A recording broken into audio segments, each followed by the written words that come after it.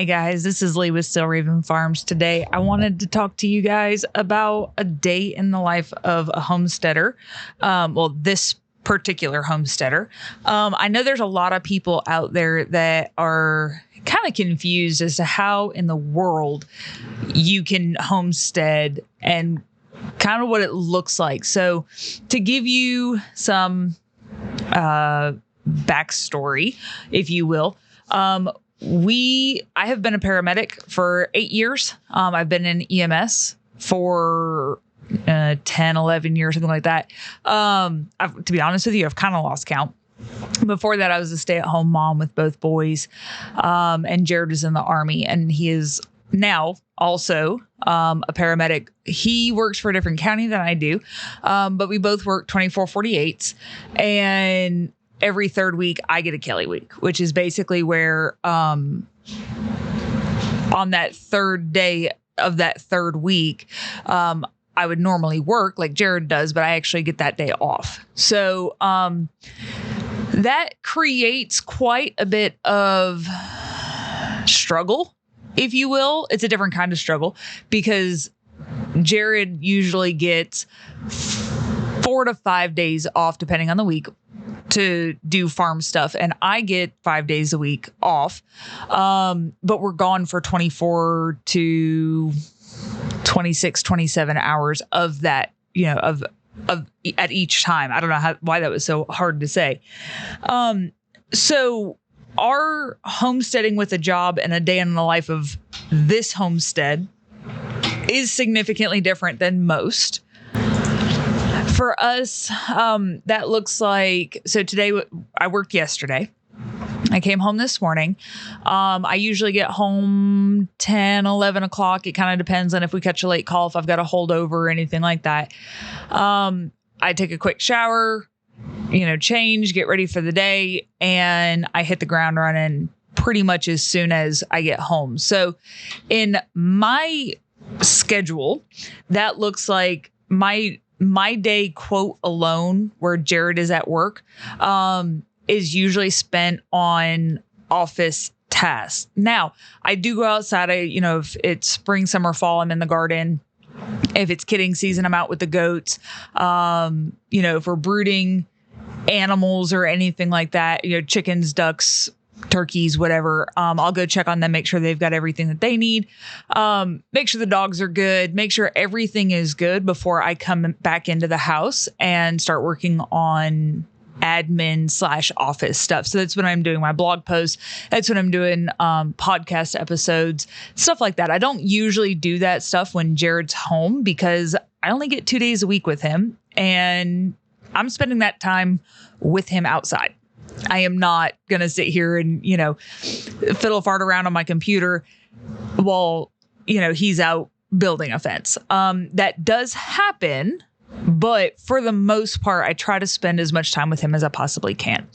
And then on the days that he's home, I usually wake up on my days off. I usually wake up about 7:30, 8 o'clock. It really depends. I don't sleep well. And so I usually finally crash out around 4 a.m. And so from 4 to 3 is really the only, 4 to 7, 4 to 8 is really the only sleep that I get. Because no matter what time I go to bed, I'm pretty much dozing until, 3, 4 o'clock in the morning. So because of that, I have a later start to my day. And our animals don't care. Like, they just don't care. Like, they don't care if, we wake up when the sun comes up. They don't care. Like, as long as they get their food, they don't care. So like I said, I start my day between 7 and 8 o'clock. I'm up, showered. Usually if we've got goats and milk, I'm out before I shower. Because if you've never homesteaded before and you're kind of in this research phase, I'm going to let you know now, do not shower until after you have milked those goats, because I have tripped and fell so many times trying to get the goat onto the stand, or, it's been, like the last couple of days, it's been raining really bad. And so the ground is slick. And I have fallen and gotten absolutely disgusting trying to milk goats. So I don't shower until that's done. The most epic one that I had, I actually ended up having to call out of work. So it was, it's my work day. I got up, it was like 6:30, went outside, got all the grain in the buckets and the teat cleaners and all the things. I had all my stuff ready to go milk this goat. And it was Bella. And if you've been on this podcast for any length of time, you will have heard of Bella. Bella is our queen bee. She's the herd queen, but she's extremely skittish and she is very ornery, but she is the best milk goat. Like, she literally doesn't care. She's taken me, not so much to anybody else, but like, I am allowed to milk her with no issues because I think she sees me as her kid. That's the only thing I can think of. Or she just knows that, she gets nom-noms and scratches and loves and, whatever. But she was in rare form, and I had snagged Chase's, my oldest son's, slides, the flip-flops with the slides, and they're like 3 sizes too big for me. And that was my first mistake, was not putting on my own slides. And, because again, I haven't showered yet, so it doesn't matter if I get filthy because I'm going to go inside and shower when I'm done. And, I grab a hold of Bella's collar. So all of our goats have collars. And they're all the quick release. So if they get hung up, it'll break the collar and it's fine. But anyway, so I grabbed Bella by the collar. Everything's cool. And like, as we were rounding the corner of the barn to go into our milking area, something spooked her and she stepped on the back of the slide and we both went ass over tea kettle. And I'm laying there, and how I managed to keep a hold of this goat, I have no idea. But I'm laying there flat on my back in the mud and goat shit and hay and just shit. I'm laying there on my back with my arm above my head, holding on to this goat for dear life. And I just felt this like piercing pain in my back. And I was like, oh God, I don't have my cell phone with me. Everybody's still asleep in the house because it's like 6:30 in the morning. And I'm just like, oh God, what am I going to do? Like, I'm laying there trying to figure out how the hell I'm going to get up because if I let go of Bella, she was going to run away. And I'm just sitting there going, oh my God, what do I do? And so I used her to help pull me up. And like, I slowly and very gingerly walked over to the milking area, and she was terrified, right? Because she got flipped too. And so I get her up on the stand, and her and I are both just kind of like, I'm sitting on my milk bucket and she's just, kind of standing. She won't even eat the grain. And we're both just kind of standing there going like, what the hell just happened? And so she, she got milked out. Everything was fine. But I had to text my boss and be like, hey man, I'm not coming in today. I messed up my back. And he's like, okay. Because at my job, they don't care. Like, they care, but if you're not going to be at work, all they need to know is you're not going to be at work. And, so I texted him, a few minutes later, like once I had gotten the milk strained. Of course, I'm moving at snail's pace because my back is killing me. I've strained the milk. I'm getting ready to jump in the shower. I'm covered in just muck. And I sent him a text message. I was like, the goat and I tripped on each other, and I did something to my back. I'm not real sure what it is. And he's like, only you can send me these text messages and they make sense. And I'm like, I'm sorry. I'm so sorry. So anyways, that little side tangent, when I have mamas and milk, I usually will milk them first thing in the morning. I wake up an hour early to milk them and then strain the milk before I go to work. And even if I don't have mamas and milk, I do try to wake up early, especially in the spring, summer, and fall. And I go hang out in my garden. I drink my coffee in the garden, just kind of sit there, get ready for my day. On my days off, I do that still, but I do that a little later in the day, right? So I'll get up, shower, get ready, and then I'll turn around and I'll go drink my coffee in the garden and just hang out and look at my plants and how they're doing. Do they need anything? Can I put a few more plants in there? Can I squeeze one more in there? And then after that, Jared usually comes home, I hang out with him for a few minutes. And then we kind of make a plan for the day. And usually that's, whatever project we're working on. Last summer, it was greenhouse. Right now it's winter, so we don't really have a whole lot of stuff going on, except prepping for spring. Like that's really it right now. Let's see. It's December 28th. You're probably going to be listening to this in January or February. And, right now we're planning the big garden. So for us, every winter we try to do, a big project, whatever it is. Usually it's an indoor project because our winters tend to get pretty cool and wet. And I don't really want to be outside during that. And when I say cool, it's cool for people from the north that actually have a winter. It's cold as fuck for us in the south because we don't get winters. Today it was a high of 60 and tonight is supposed to be like 27.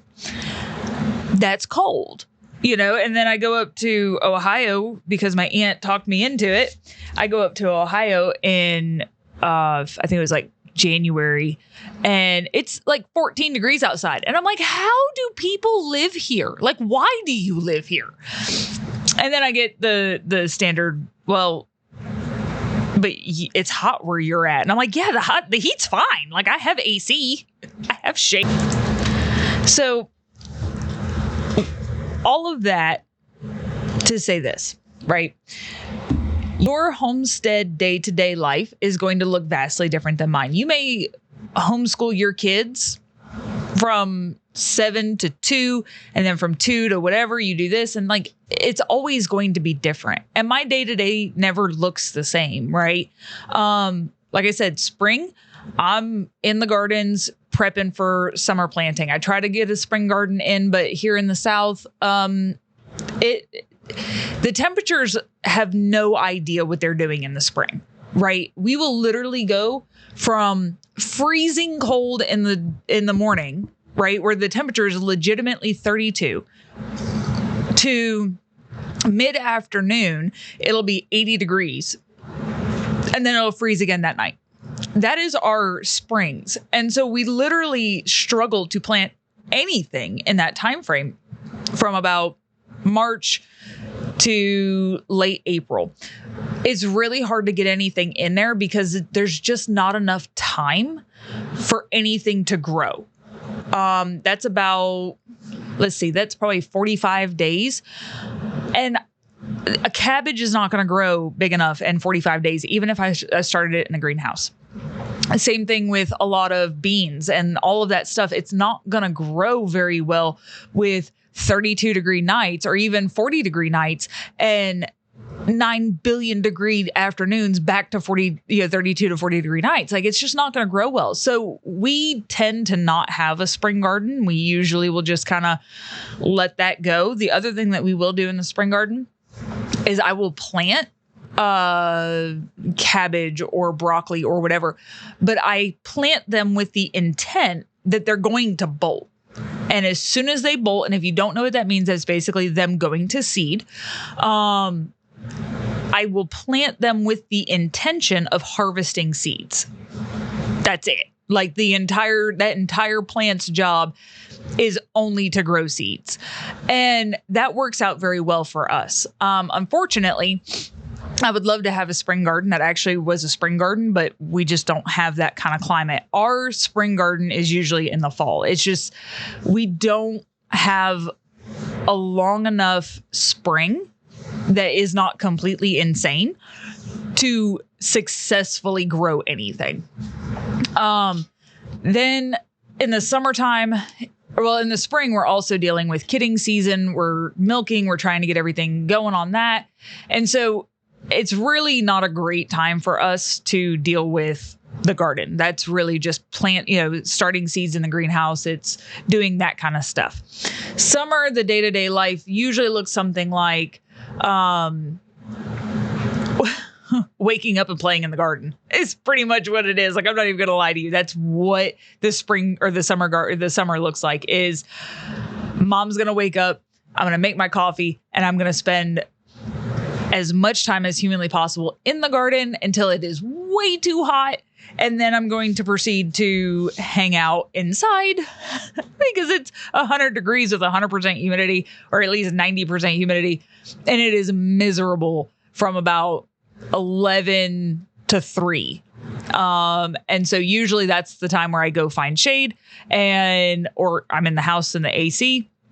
And I'm usually working on something in the house, whether that's the blog, the podcast, the other podcast that Jared and I have.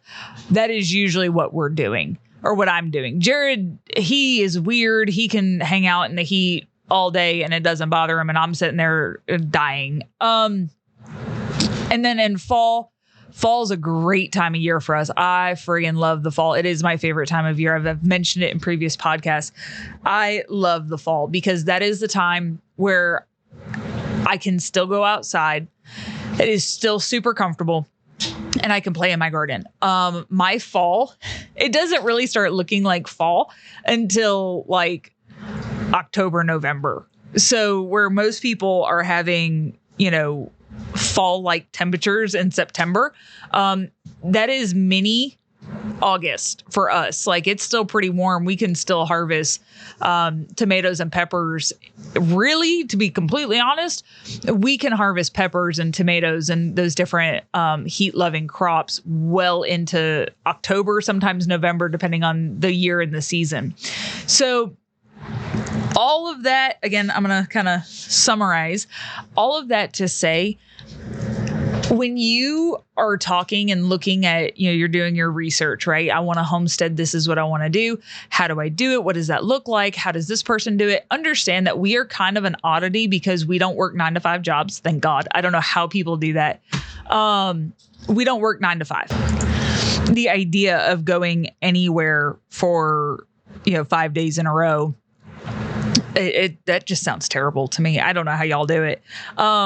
But for us, working these 24/48 schedules is the best way that we can homeschool the kids. We can homestead successfully while still earning an income, and still have a way to pay for the farm without having, we're very, very blessed that because of our schedule, the farm does not have to make money to pay our bills, right? Our farm is a hobby. The business, the podcast and the blog is all just, extra money. It helps us pay down, the mortgage faster. It helps us pay off, our vehicles faster. That's really and it sets up our retirement. That's really that. And I really want to spread this information and, show you guys that you don't have to come from a farming community to be a homesteader. You don't have to have all this knowledge. Like 100% of my knowledge when it comes to homesteading started from either YouTube or blogs. 0% of it came from life experience. Until, my garden, I basically just planted shit and tried to grow it and it didn't grow. And so I was like, oh, okay, let's try something else. But everything else is all life experience. Like, that's what it is. And it all started with the internet. And so if you're sitting there going, well, I don't know how to farm. I don't know how to homestead. I don't know how to do this. I don't know how to do that. Okay, great. Get started. All you have to do is, search YouTube, search Google, and you will start finding how people homestead. And if your homestead looks like one of you works a 9 to 5 and the other one works part-time, do it. If your homestead looks like you both work 9 to 5, Monday through Friday, 5 days a week, whatever, do it. It's not, you don't have to be an overnight YouTube sensation and homestead just to homestead, right? You can take your time. And so when you're kind of looking at how you want to homestead, how you want to start building this life, understand that every single homestead is going to look different. Every single day in the life of a homesteader is going to look different. And that is okay. Sorry, my dogs can't figure out how to settle down. And so they're constantly up, down, up, down, up, down. And I'm pretty sure you don't want to hear the of their paws or their claws all over the, wood floors. But my big thing, the whole reason why I wanted to kind of share my day-to-day life with you guys and, what happens sort of every day on the homestead was simply to show you that just because your life doesn't look like a YouTuber doesn't mean you can't homestead. Just because you have to work Monday through Friday, 9 to 5, does not mean that you can't homestead. It's just going to be harder. You may have to go slower. You may focus only on the garden for the first 3 years. You may only focus on livestock for the first 3 years. You may, slowly start introducing things. You may, figure out that you make bomb cinnamon rolls and you start selling those at a farmer's market every Saturday. You work Monday through Friday, 9 to 5 throughout the week. You start, you make your cinnamon rolls, you get them ready. And every Saturday you clean up at the farmer's market and you make, $5,000 at the farmer's market every Saturday. And then you start looking, well, maybe I can quit my job. Okay, cool. Well, great. That's something that you can strive for. That's something that you can work towards. But don't think that you can't homestead or you can't do whatever just because, well, I can't do it like they do it. Right? One of the things that drives me insane is when I get on TikTok or I get on Instagram or I even get on YouTube and I see these picture perfect farms and these picture perfect, gardens and chicken coops and this and this and this. And I'm sitting there going, well, I could video my homestead. It don't look like that though. You'll never catch me dead in a dress in my garden. To be fair, you probably won't catch me dead in a dress at all, but you're sure as shit never going to see me in a nice outfit playing with my goats or in my garden. It's not happening, right? Because I have animals that will destroy everything. I have children that will destroy everything. And so I'm not looking to do that. That's not who I am. That's not what I'm about. My goal with Steel Raven Farms, my goal with this blog, with, the podcast, with YouTube, with all of that stuff is to show you the real life inner workings of my homestead. And like I said, it may not look like your homestead, and that's okay. But understand that if you get eggs from me, there is a 100% chance that they got pooped on. Even if I wash them off, they got pooped on. That's the reality. There's a 100% chance that my dogs pooped in the garden. And I usually find it after the fact. There's 100% chance that there's trash on my property. It is what it is. And yes, we clean up and yes, we do the things and we do all of the things to make sure that everything stays relatively neat, relatively tidy. I use the term relative very loosely, but understand that it's okay to not be perfect. And if your day-to-day life includes scrubbing goat vomit off of your ceiling, that's okay. If your day-to-day life looks like, not being able to clear out the sink because, last night you were trying to warm up a baby goat in your sink, okay, it's cool. Don't try to be perfect. Try to be real. Don't try to be perfect. So that is my spiel for today. If you have any questions, comments, concerns, please drop them down in the comments. YouTube has been very good to us lately, and it's getting us out there a little bit more to more people. So if you find this on YouTube, head over to the blog. It'll be down in the video description, even though this isn't a video. And make sure to sign up for our newsletter, what we're doing, how we're doing it. I'm going to put a plug in here because it's almost garden season and my garden journals start on January 1st and they run to December 31st. So it's a whole year garden journal.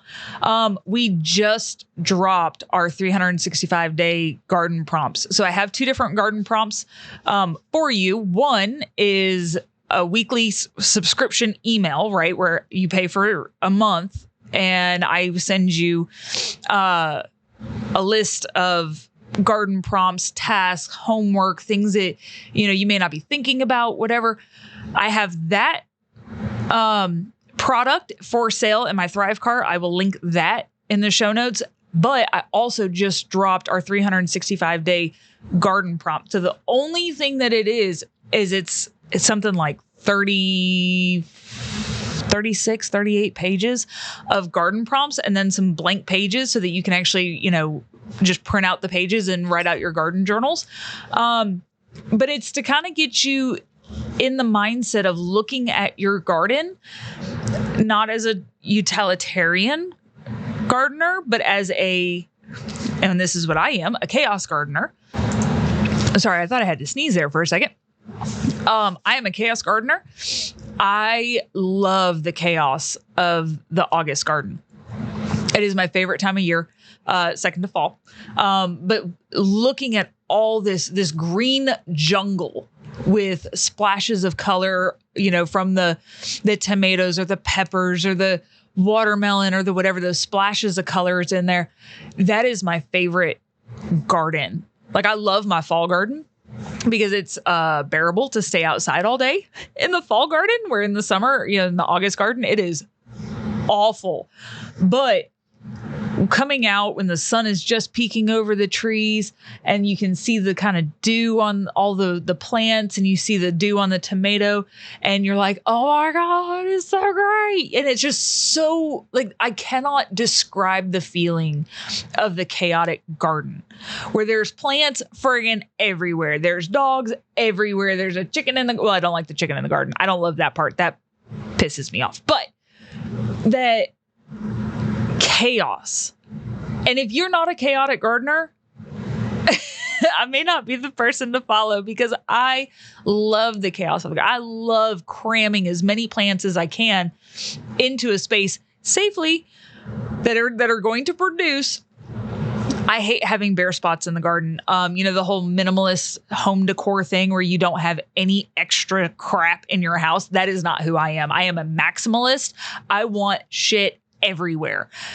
It sings to me in a way that is so hard to describe. But my garden journal, every year I get a new bullet journal, and I have stencils, and I'll link all that stuff down in the description. But every year I start a brand new garden journal on January 1st, and it is everything that I want to do for the year, right? It has all my goals. It has the months laid out. It is intense.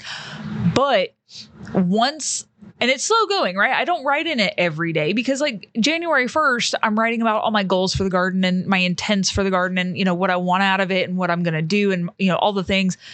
But by March 1st, I'm kind of over it, because I can't get in. I mean, I can get in my garden, but I'm not doing anything in there, right? But on, just say, February 2nd, I planted 15 old German tomatoes, and I planted 4 ghost peppers, and this is what I'm going to do with my ghost peppers, and this is why I want them. And all of this stuff starts kind of compounding, right? And I start getting into the groove of it. And even to this day, I don't always know what I want to write about, but I know I want to sit in my garden. And so I go out there and I pull and I've got hundreds of prompts. And I pull one out randomly, and I'm looking at it and I'm like, I don't want to write about that. I don't want to write about that. Oh, I want to write about that. And I write on the top of that particular page in my bullet journal, whatever the prompt is. And so, to use an example, what irrigation practices are we using this year? Have we tried them before? Did they work? Did they not work? And I will start writing out all the different things about the irrigation that we're struggling with, what we want to try, what's working, what's not working. All of that stuff gets put in my garden journal. And so I know we kind of went off on a tangent, but those just dropped. You can find them also on my Thrive cart, and I will also link it into this video description.